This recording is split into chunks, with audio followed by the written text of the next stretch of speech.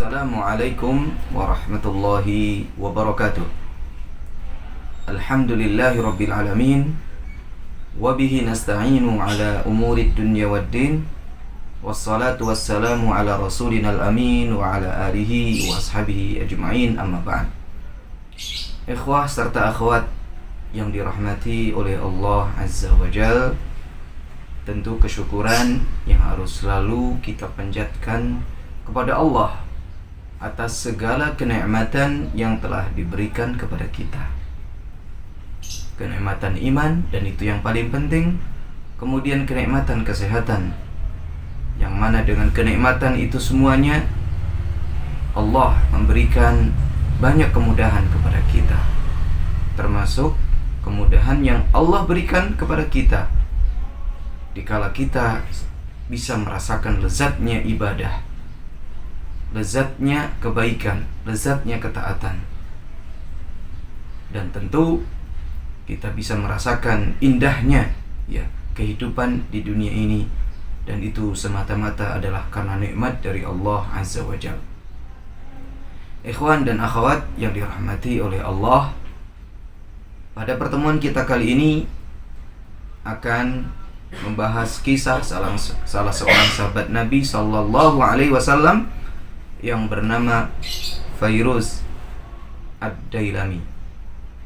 Fairuz Ad-Dailami, yang mana Allah atau Rasul sallallahu alaihi wasallam berkata tentang Fairuz Ad-Dailami ini dengan mengatakan Fairuz adalah seorang yang diberikan keberkahan dari keluarga yang diberikan keberkahan. Mengapa Rasul sallallahu alaihi wasallam mengatakan seperti ini? Mari kita simak bersama kisah Fairuz Ad-Dailami radhiyallahu anhu dalam kisah berikut. Ikhwah dan akhwat yang dimuliakan oleh Allah, setelah melaksanakan haji wada, Rasul sallallahu alaihi wasallam mengalami sakit, yang mana sakit ini adalah sakit pertanda bahwasanya Rasul sallallahu alaihi wasallam akan meninggal dunia.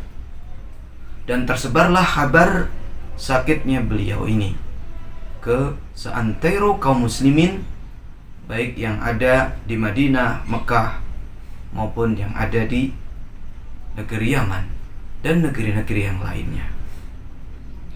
Ketika Rasul sallallahu alaihi wasallam sedang sakit ini, maka di sana ada 3 orang yang murtad. Bukan sekedar murtad, tetapi mereka melakukan sesuatu yang mengagetkan kaum muslimin, yang mana ketiga orang ini mengaku menjadi seorang nabi di kaumnya masing-masing.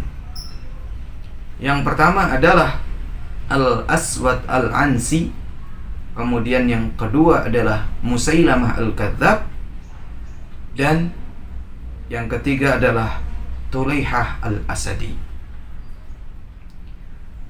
Yang berkaitan dengan Fairuz Ad-Dailami radhiyallahu anhu dalam kisah kita ini adalah salah satu dari 3 orang ini, yaitu Al-Aswad Al-Ansi. Dia berada di Yaman, murtad, keluar dari Islam, dan dia mengaku nabi untuk kaumnya yang ada di Yaman. Ikhwah dan akhwat yang dimuliakan oleh Allah Azza wa Jalla, tentang Al-Aswad Al-Ansi yang mengaku sebagai seorang nabi ini sesungguhnya adalah seorang dukun. Kita tahu dukun itu seperti apa, dengan segala apa yang dia lakukan dari kelicikan, kebohongan, orang-orang akan mengagumi dia. Dan itulah Al-Aswad Al-Ansi, sebagaimana dukun-dukun yang lainnya, baik zaman dahulu maupun zaman sekarang. Al-Aswad Al-Ansi, dia adalah seorang dukun yang memakai sarung tangan dalam aktivitas perdukunannya.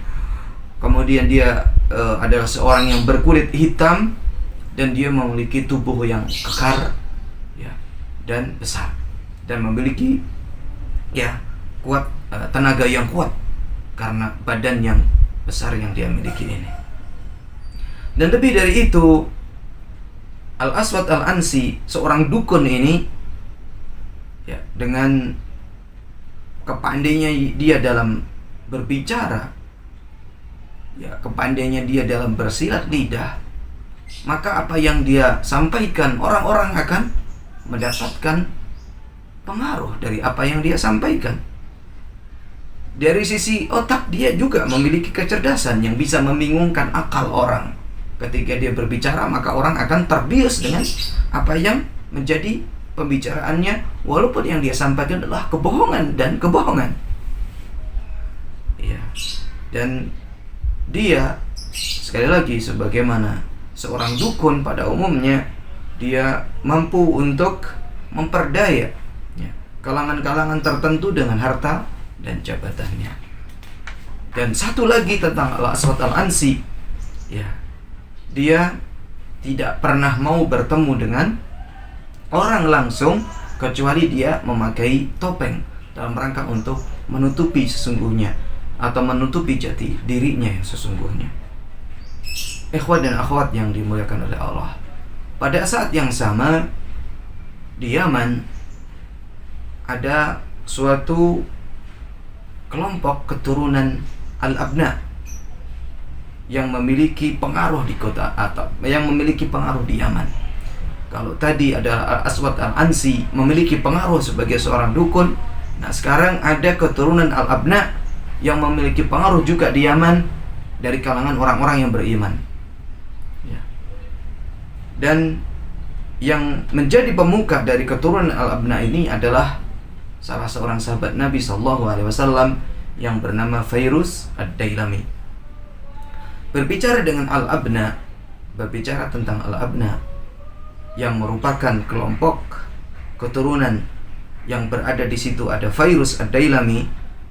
Al-Abna ini adalah sebuah nama yang mereka sematkan kepada sebuah kelompok manusia yang mana para ayah mereka adalah dari Persia dan ibu mereka adalah dari bangsa Arab. Al-Abna ini, ya, dipimpin, ya, oleh seseorang bernama Badan. Ya, bernama Badan. Kalau Fairuz Ad-Dailami adalah sebagai pemuka, maka, ya, Al-Abna ini juga ada yang di atasnya lagi dipimpin oleh seseorang yang bernama Badan. Mungkin kita teringat siapa Badan, ya. Badan ini adalah gubernur Yaman, ya, dari kerajaan Kisra yang di Persia. Badan ini adalah orang yang ketika mendengar tentang kebenaran wahyu yang disampaikan oleh Allah kepada Rasulnya Muhammad SAW, beliau langsung beriman.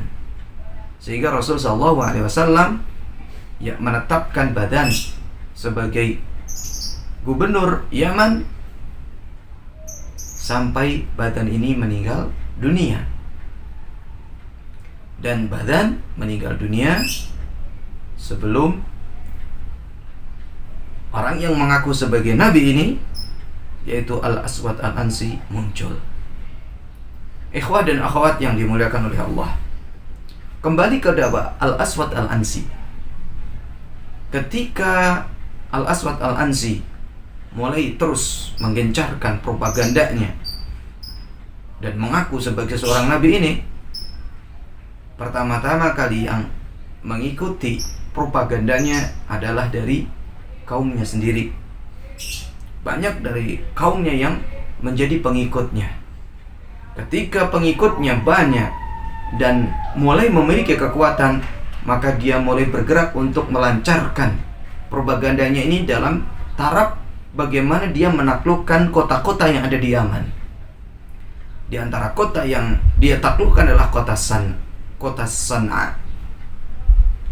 Ya, dia taklukkan kota San'a, kemudian dia membunuh pemimpin kota San'a yang bernama Syahra bin Badan, anaknya dari Badan.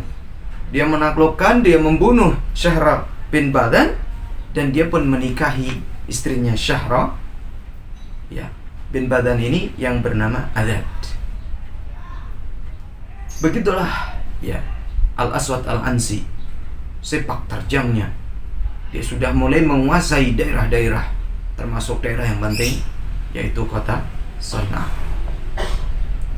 Nah, sebenarnya yang membuat manusia itu tertipu dengan apa yang dilakukan oleh Al-Aswad Al-Ansi adalah apa yang dia sampaikan kepada para pengikutnya, bahwa dia memiliki malaikat yang selalu menyampaikan kepada dia berita-berita gaib.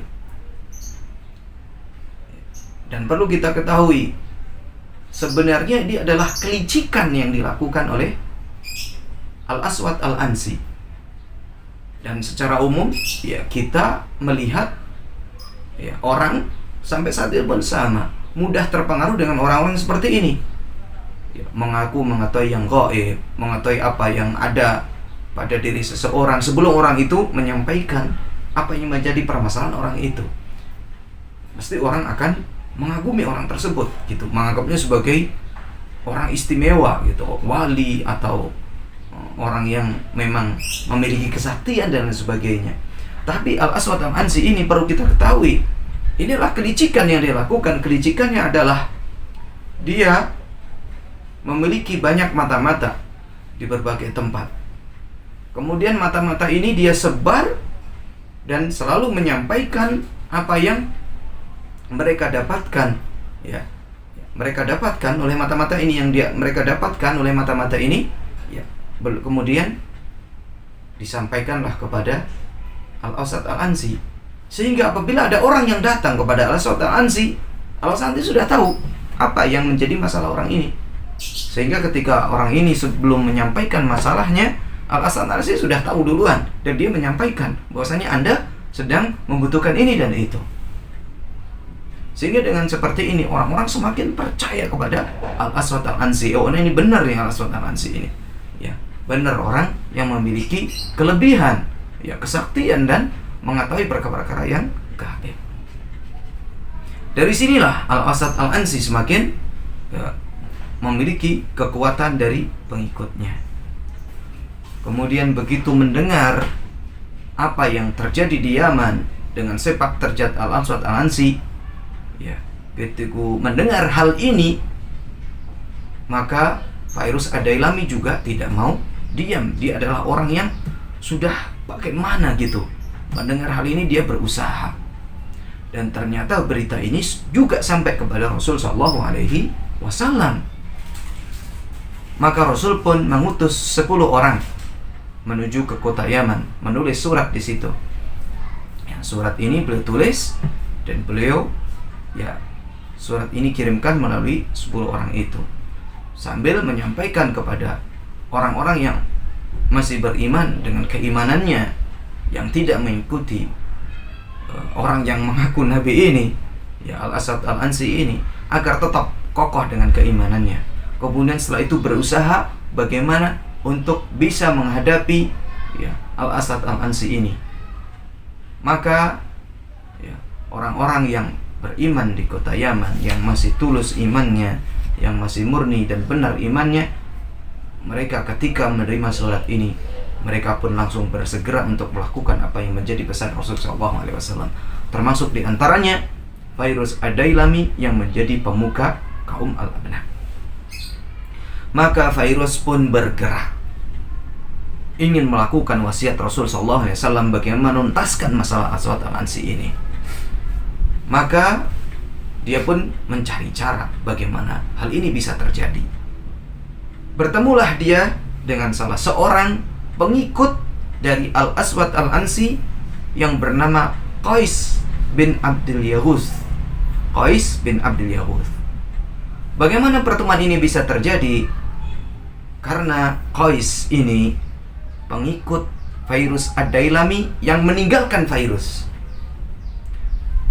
Meninggalkannya Fairuz meninggalkan Al-Aswad Al-Ansi. Qais bin Abdul Yaghuth ini meninggalkan Al-Aswad Al-Ansi, kecewa dengan apa yang dilakukan oleh Al-Aswad Al-Ansi terhadapnya. Karena Al-Aswad Al-Ansi sudah merasa bahwasanya dirinya sudah kokoh, maka dia sombong, dia pun berbuat semena-mena kepada anak buahnya, termasuk kepada Qais bin Abdul Yaghuth ini. Sehingga ini adalah gayung bersambut. Virus pun menemui Qais bin Abdi Yaghuth dan menyampaikan apa yang menjadi keinginan dia, bahwasanya dia harus segera menghadapi Al-Aswad Al-Ansi ini sesuai dengan pesan dari Rasulullah SAW. Maka mendengar hal ini, Qais merasa bahwasanya Virus Ad-Dailami ini adalah utusan dari langit, maka bersegera.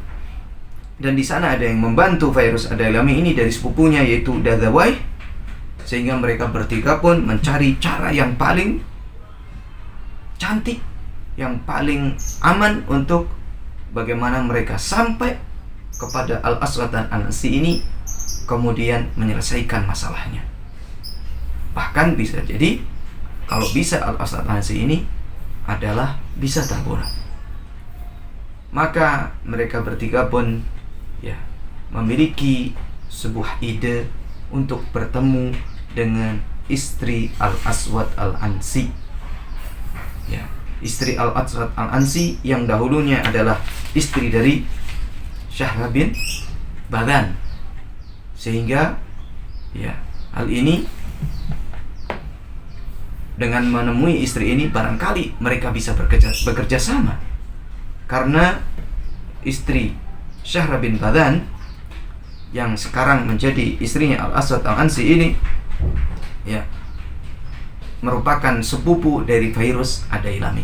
Maka bertemulah mereka dan disampaikan kepada istri Al-Aswad Al-Ansi yang bernama Adat tentang keinginan tiga orang ini, yaitu Virus Ad-Dailami, kemudian Badawai atau Dadzawai, dan Qais bin Abi Yaghuth. Maka istri Al-Aswad Al-Ansi menyambut dengan baik, karena sesungguhnya istri Al-Aswad Al-Ansi ini adalah orang yang tertekan, dalam kehidupannya. Dia tahu bahwasannya Al-Aswad Al-Ansi adalah seorang pembohong. Sebenarnya dia juga berpikir bagaimana dia bisa lepas dari cengkraman Al-Aswad Al-Ansi ini. Maka ketika bertemu dengan sepupunya Virus Ad-Dailami ini, maka istri Al-Aswad Al-Ansi ini pun langsung menyambut apa yang menjadi keinginan Virus Ad-Dailami. Maka disampaikan kepada Virus Ad-Dailami bahwa istri Al-Aswad Al-Ansi ini memiliki cara, karena dia orang yang paling tahu tentang apa yang menjadi rahasia Al-Aswad Al-Ansi. Bahkan Virus Ad-Dailami akan begitu mudah sampai kepada Al-Aswad Al-Ansi untuk membunuhnya. Ditunjukkanlah kepada Virus Ad-Dailami sebuah kamar, yang mana kamar ini adalah kamar rahasianya, kamar rahasia Al-Aswad Al-Ansi, dan dia tidur di situ. Pintu itu ada sebuah celah yang tidak ada penjaganya. Di situ ada sebuah pintu yang apabila sudah masuk dari pintu itu, maka akan berhasil bisa masuk ke kamarnya Al-Aswad Al-Ansi dengan aman, karena di situ tidak ada penjaganya. Maka dilakukanlah oleh Virus Ad-Dailami di sepertiga malam yang terakhir. Virus Ad-Dailami berjanji, atau Virus Ad-Dailami sepakat dengan orang-orang yang dia percaya untuk bisa membunuh Al-Aswad Al-Ansi, untuk bergerak di malam itu dengan cara yang sudah disampaikan, bahwasanya ada pintu rahasia. Nah, dari situlah nanti orang-orang juga dengan begitu senyapnya sepakat gitu supaya tidak ketahuan para pasukan Al-Aswad Al-Ansi. Dari situlah Virus Ad-Dailami masuk. Cuman ini tentu gambarannya amat berat, tempatnya sangat mencekam dan tidak mudah sebenarnya untuk mencapai pintu itu. Di sana ada sebuah taktik. Taktiknya adalah istri dari Al-Aswad Al-Ansi tadi akan menunjukkan bertemu dengan Virus Ad-Dailami di tengah malam itu dengan taktik Virus Ad-Dailami mengutus seseorang yang tukang perbaikan ya, di malam-malam itu untuk bertemu dengan istrinya Al-Aswad Al-Ansi ini. Sesungguhnya tukang ini adalah yang akan membukakan pintu dengan cara ketika sudah ingin ketemu dengan istrinya Al-Aswad Al-Ansi, maka istrinya Al-Aswad Al-Ansi ini akan membukakan pintunya dari dalam. Nah, ketika sudah terbuka seperti itu ya, maka Fairuz Ad-Dailami akan bisa masuk. Dan masuklah Fairuz Ad-Dailami dan sampailah ke kamarnya Al-Aswad Al-Ansi. Dia dapatkan Al-Aswad Al-Ansi sedang tidur lelap. Sehingga tanpa membuang waktu lagi, Fairuz Ad-Dailami dengan pedangnya diarahkan ke lehernya Fairuz Ad-Dailami dan dia tebas lehernya. Ketika ditebas lehernya Al-Aswad Al-Ansi, ya terdengar suara ya seperti ya bagaimana ya suara ketika seekor kambing yang sedang dipotong, ya melakukan suaranya, atau sapi yang dipotong. Ketika suara ini terdengar oleh semua penjaga yang ada di istananya Al-Aswad Al-Ansi, mereka pun langsung bergerak ya, menuju ke kamar menuju ke kamar Al-Aswad Al-Ansi ini. Maka ketika mereka ingin menuju kamarnya Al-Aswad Al-Ansi ini, di situ sudah ada istrinya. Ya, istri Al-Aswad Al-Ansi ini langsung mengatakan kepada para penjaga tadi dengan mengatakan, tenang, tidak ada apa-apa. Nabi kalian sedang mendapatkan wahyu. Dengan seperti ini, maka prajurit itu pun kembali dan Fairuz Ad-Dailami dalam kondisi tetap aman. Fairuz Ad-Dailami tetap berada di situ sampai terbit fajar. Setelah terbit fajar, sholat subuh selesai gitu ya, maka kaum muslimin pun mendatangi istana. Nah, barulah sadar Fairuz orang-orang yang ada di istana itu bahwasanya di sana ada pergerakan ingin menyerang istana. Akhirnya terjadilah ya peperangan antara kaum muslimin dan orang-orang yang menjadi pengikut Al-Aswad Al-Ansi ini. Di tengah-tengah berkecamuknya ya perlawanan ini, Fairuz Ad-Dailami melemparkan kepalanya Al-Aswad Al-Ansi ke para pengikutnya. Melihat ya kepala Al-Aswad Al-Ansi yang sudah terpotong, maka otomatis para pengikutnya pun mundur. Dengan seperti ini selesailah ya, berakhirlah kisah Al-Aswad Al-Ansi yang mengaku sebagai seorang nabi atas pertolongan Allah. Ya, Fairuz Ad-Dailami lah yang mampu untuk menyelesaikan masalah ini dengan membunuh Al-Aswad Al-Ansi. Ikhwah dan akhwat yang dimuliakan oleh Allah, berita terbunuhnya Al-Aswad Al-Ansi ini akan segera disampaikan oleh Fairuz Ad-Dailami kepada Rasul sallallahu alaihi wasallam. Tetapi sayang sekali, di malam yang sama Rasul sallallahu alaihi wasallam meninggal dunia. Fairuz Ad-Dailami Al-Aswad Al-Ansi terbunuh oleh Fairuz Ad-Dailami, dan Rasul sallallahu alaihi wasallam meninggal dipanggil oleh Allah. Tetapi sebelum meninggalnya Rasul sallallahu alaihi wasallam, beliau ya mendamparkan kabar dari langit bahwasannya Al-Aswad Al-Ansi sudah terbunuh oleh Fairuz Ad-Dailami. Nah, pada saat itu Rasul sallallahu alaihi wasallam mengabarkan kepada para sahabatnya bahwa Al-Aswad Al-Ansi telah terbunuh oleh seorang yang diberkahi dari keluarga yang diberkahi. Kemudian para sahabat pun bertanya, siapakah orangnya ya Rasul sallallahu alaihi wasallam? Rasul menjawab, dialah Fairuz, dan beruntunglah Fairuz. Ikhwah serta akhwat yang dimuliakan oleh Allah Azza wa Jalla, Ini adalah kisah Fairuz Ad-Dailami yang begitu gigihnya beliau mempertahankan agama Allah. Ya, pada saat fitnah besar melanda kaum muslimin di Yaman, yaitu Al-Aswad Al-Ansi mengaku sebagai seorang nabi di saat Rasul SAW sakit, sebagai pertanda meninggalnya beliau. Dan di tangan Fairuz Ad-Dailami, tentu dengan pertolongan dari Allah,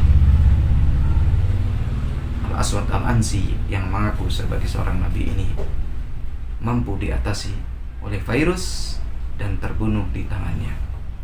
Maka Rasul pun mengatakan, ya, dengan perkataannya tadi, ya, dengan perkataan beliau tadi, bahwa Fairuz adalah orang yang diberkahi dari keluarga yang diberkahi.